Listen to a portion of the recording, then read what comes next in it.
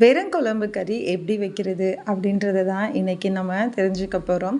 இதுக்கு ஏதாவது ஒரு காய் உங்களுக்கு பிடிச்ச காய் எடுத்துக்கலாம். நான் வந்து வெள்ளரிக்காவும் முருங்கைக்காய் எடுத்திருக்கேன், தக்காளி பழம், வெங்காயம், ஒரு தேங்காய் பேஸ்ட் ரெடி பண்ணியிருக்கேன்.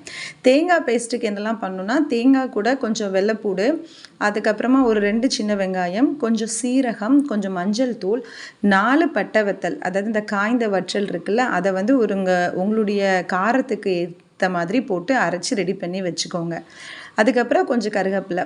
இப்போ வந்து பாத்திரத்தை வச்சுட்டு அதில் வந்து நல்ல பாத்திரம் சூடானதுக்கு அப்புறமா தான் நம்ம எண்ணெயே ஊற்றணும்.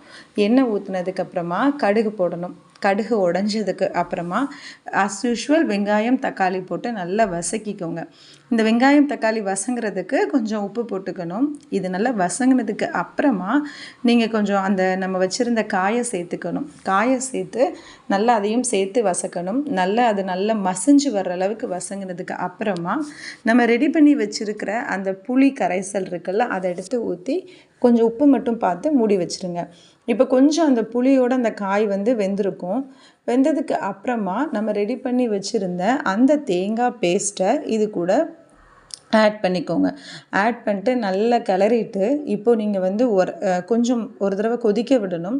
கொதிக்க விட்டதுக்கு அப்புறமா நீங்கள் உப்பு, புளி, காரம், அதுக்கப்புறம் உங்களுக்கு தண்ணியாக வேணுமா இல்லை கொஞ்சம் ரொம்ப கட்டி, பொதுவாகவே இந்த குழம்பு வந்து ரொம்ப வாட்டரியாக தான் இருக்கும், நல்ல தண்ணியாக தான் இருக்கும். ஊற்றி சாப்பிட ரொம்ப டேஸ்ட்டாக இருக்கும். யார் வேணாலும் சாப்பிடலாம். நமக்கு வயிற்றுக்கு எந்த ஒரு பிரச்சனையும் வராது இந்த குழம்புல.